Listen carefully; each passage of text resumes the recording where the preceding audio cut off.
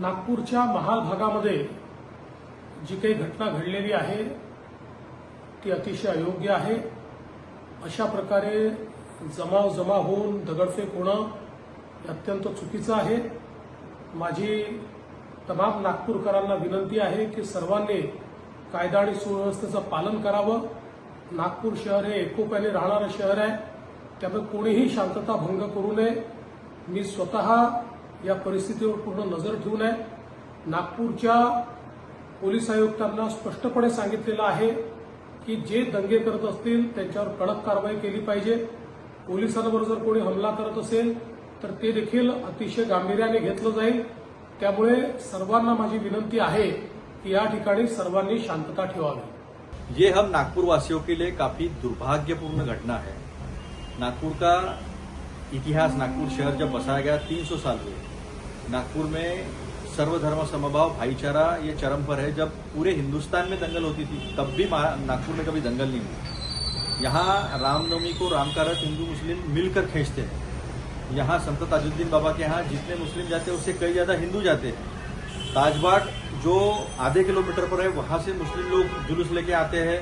छोटा ताजबाग जो सक्करदरा में है वहां से हिंदू लोग ताजुद्दीन बाबा का जुलूस लेके आते हैं और दोनों मिलकर उत्सव मनाते हैं। ये सालों की परंपरा है।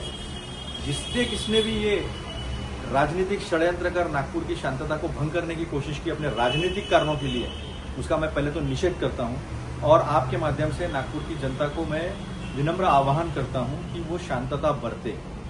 जिस किसी ने भी ये राजनीतिक लक्ष्य हासिल करने के लिए षड्यंत्र किया है उसे अगर हमें हराना होगा, डिफीट करना होगा तो हमें शांतता बरतनी होगी। हमारा भाईचारा हमें मेंटेन करना पड़ेगा क्योंकि सुबह उठकर हम एक दूसरे को मिलते हैं। मुझे पता है वहाँ महाल में छत्रपति शिवाजी महाराज के पुतले का जो एरिया है वो कैसा है मुझे अच्छे से मालूम है। मेरा बचपन वहाँ गया है।